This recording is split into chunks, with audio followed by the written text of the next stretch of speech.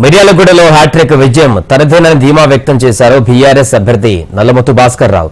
ఎన్నికల ప్రచారంలో భాగంగా వేములపల్లి, మార్గులపల్లి మండలాలలో పర్యటించిన ఆయన కాంగ్రెస్ పై తీవ్ర స్థాయిలో విరుచుకుపడ్డారు. కాంగ్రెస్ అంటేనే దోపిడీ అని, స్కామ్లకు అడ్రస్ అని విమర్శించారు. ఇక మిర్యాలగూడలో కాంగ్రెస్, సిపిఎంలు రెండవ స్థానం కోసం పోటీ పడతాయని చెప్పారు. ఐటీ రైడ్స్ తో తనను సంబంధం లేదంటున్న బీఆర్ఎస్ అభ్యర్థి నల్లమోతు భాస్కర్ రావుతో మా regional coordinator Ashok face to face. Miryalaguda BRS అభ్యర్థి ఎమ్మెల్యే భాస్కర్ రావు మిర్యాలగూడ నియోజకవర్గ ప్రచారంలో పాల్గొంటారు. మనతో పాటున్నారు. సార్, ఏంటి కాంగ్రెస్ పార్టీకి సంబంధించి బీఎల్ఆర్ టికెట్ ఇచ్చారు, నేనే గెలుస్తా అని చెప్పేసి ప్రచారం చేసుకుంటున్నాడు. కాంగ్రెస్తో అంత టఫ్ ఉందా మీకు ఇక్కడ? పోటీ చేసిన వల్ల గెలుస్తాను, వాడు ఇండిపెండెంట్ చేసి కూడా వాడు కూడా నేను గెలుస్తానంటాడు. కానీ గెలుస్తానికి మనకు సంబంధం లేదు. అసలు వాళ్ళు ఏం చేసిరని వాళ్ళు ఓట్లేస్తారు. ఇక కేసీఆర్ గారి నాయకత్వాన్ని ప్రజలందరూ బలపరచడానికి సిద్ధంగా ఉన్నారు.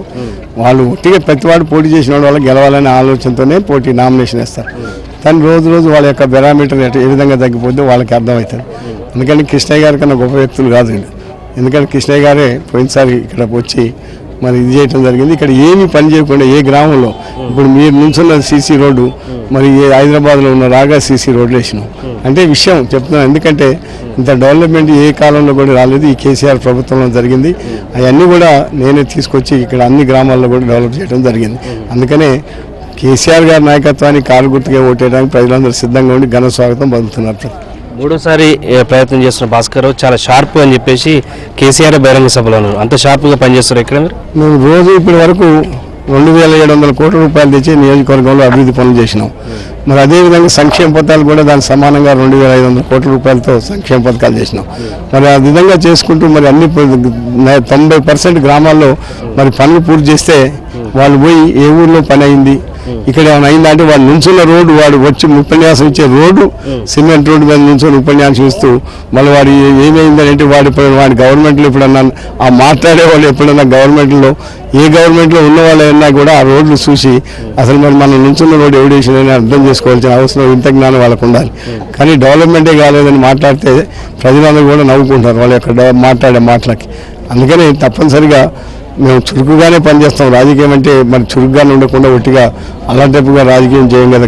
హ్యాట్రిక్ కోసం ప్రయత్నం చేస్తున్న భాస్కర్ రావుకు చెక్ పెట్టడానికి నిన్న మనం చూసిన ఐటీ రైట్స్ మీకు సంబంధం లేదన్నారు. వాటిని ఎట్లా చూస్తారు? అసలు ఐటీ రైట్స్ అనేది నాకు సంబంధం లేదు. ఎందుకంటే ఐటీ రైట్స్ మామూలుగా వ్యాపారస్తుల దగ్గరికి మరి ఐటీ రైట్స్ వస్తూనే ఉంటారు. కానీ నాకు ఎలాంటి సంబంధం లేదు. నాకు ఆ మిర్యాలలో ఉన్న వ్యాపారస్తులు కానీ అందరు కానీ నా యొక్క అభిమానుల మీద ఒకవేళ అభిమానులు అయినంత మాత్రం ఐటీ రైట్స్ జరిగితే పెద్ద అక్కడ కొంప ముంచుకునేది లేదు. వాళ్ళ వ్యాపార లాభాదేవీలు పుస్తకాలు చూపిస్తారు. దాంట్లో ఏమైనా తేడా ఉంటే వాళ్ళ లెక్కల్లో చూసుకుంటే డబ్బు కట్టిస్తారు. అక్కడ జరిగింది కూడా ఏం లేదు. ఇవాళ ఒట్టిగానే పోయి వాళ్ళు ఏం అక్కడ తీసుకున్నది లేదు, జరిగింది లేదు. ఒట్టిగానే ఏదో అపోహ చేసి భాస్కర్ రావు గారికి కంటగడదామని ఆలోచన చేస్తే అయినా నేను ఒక విషయం ప్రజలందరికీ తెలుసు. వ్యాపారస్తుల దగ్గర ఒక 5 రూపాయలు కూడా నేను చందా కూడా తీసుకోను, 1 లక్ష రూపాయలు కూడా ఇప్పుడు బదులు కూడా తీసుకోను. అసలు దానికి మరి వ్యాపారస్తుల దగ్గర నా డబ్బు నేను పెట్టడం లేకపోతే వాళ్ళ డబ్బు నా దగ్గర పెట్టడం అనేది అసలు నా దగ్గర పెడితే నా మీద రైట్ చేసుకుని తీసుకుంటే బ్రహ్మాండంగా ఉండేది. సో ఇది రెండో స్థానం కోసమే అటు సిపిఎం కాంగ్రెస్ పార్టీ పోటీ పడాల్సి వస్తుంది.